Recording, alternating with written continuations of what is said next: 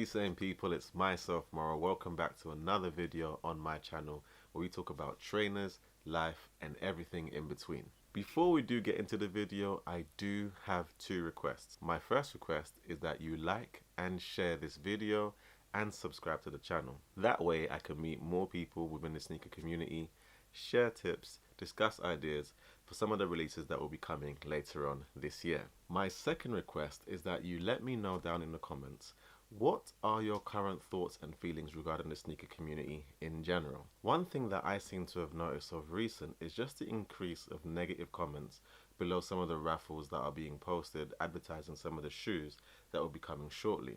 I have noticed the amount of people that are becoming more and more frustrated with the problems that we're seeing with resellers and bots securing all the cops and making it harder and harder for us able to secure pairs for ourselves and for those that actually want to use them for personal use. Now, I do understand that with supply and demand, as the demand increases and the supply stays the same or gets lower, that you do have an increase of the price of the product.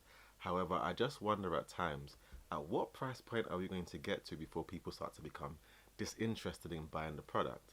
At what price point are people going to start saying, you know what, I could spend 300, 400, 500, 600 pounds on a Jordan 1, or I could get an equivalent or a different shoe from a different brand and just enjoy that instead. Anyway, with that being said, let us get straight into the video.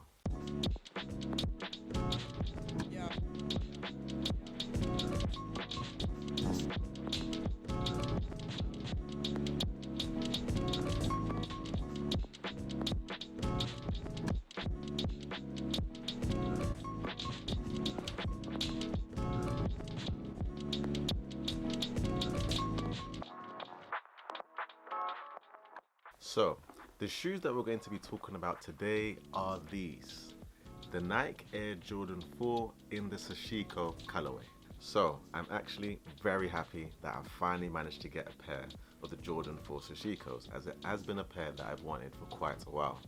I do specifically remember that when they came out, they were sitting at Osprey for quite a while before they eventually sold out. And I don't know why I didn't buy it at the time. I don't know what I was going through, or maybe I had something else that I was buying. But I do remember regretting it when they finally sold out.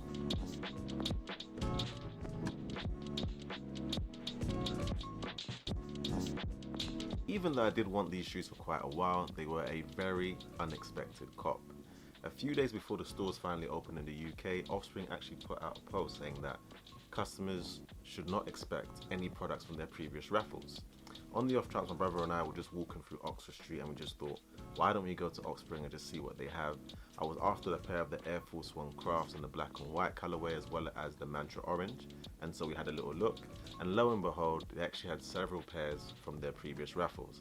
They had a Jordan 5, the Jordan 6 Carmines, they had a Jordan 1 in a black and gold pattern leather, they had the Dunk High in the premium russet colorway, the Jordan 3 Midnight Navy, and they had the Sashiko 4s.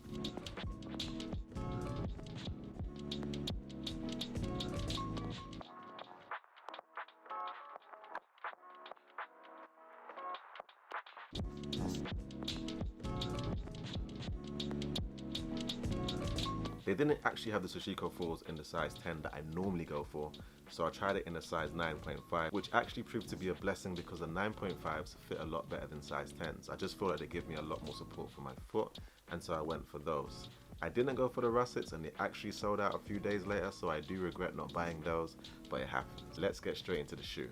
For those of you that are not familiar with what Sashiko is a form of Japanese embroidery that used white thread on indigo dye blue fabric that came around about 400 years ago. Not only did this serve a decorative purpose, but it also served a functional purpose, as they sewed thin pieces of fabric together which trapped air and created warmth. And I think the Air Jordan 4 does a good job at paying tributes to these designs. Personally for me, I do really like history, and so I really enjoy when brands take elements of history and that inspires their design and tells more of a story. For me, this kind of adds a bit more of an edge to the shoe and gives me more incentive for me to secure the purchase.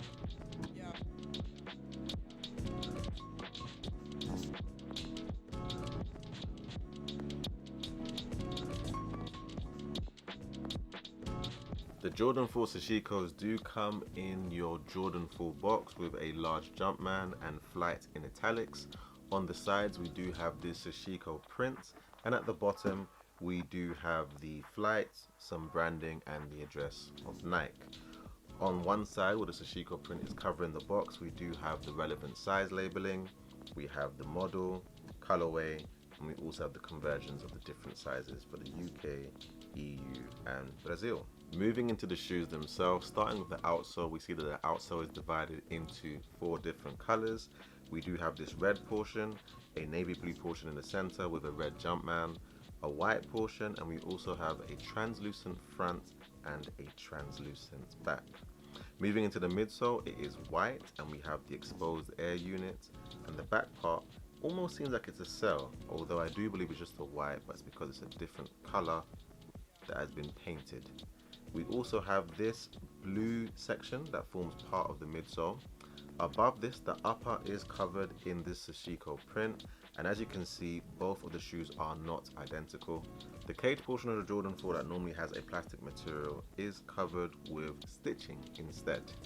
Moving into the back of the shoe, we have the Jumpman at the back, and we also have the pull tab, and on the inside of the pull tab you can see that we have the same Sashiko design painted on the inside. Moving to the inside of the shoe, we have a red insole with a navy Jumpman, and we also see that the inside of the tongue and the back cushion parts have opposing colored prints. So we have a white background color for the inside of the tongue with navy blue flowers, and on the other side we have a navy blue background with white flowers. And on the other pair of shoes, this is done at reverse.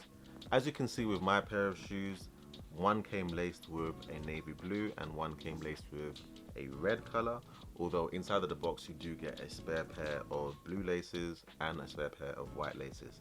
I've left it with the blue and the red for now, however I do think that I will eventually go to the white laces. I just feel like white laces complete most shoes and just give it a nice clean look.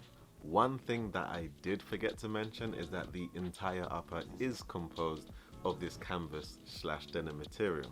It is quite stiff to touch at the beginning, however I have heard that the more you wear it, the more it will flex and it will become a bit more softer. And as you know, with all Jordan 3s and Jordan 4s, the soles will also breaking after some time. This is definitely my favorite pair of shoes in my collection so far, and one of the better purchases that I've managed to make this year. I do love the blues, the whites, and I also like the hints of red, and overall just a tribute that is paying to something historical.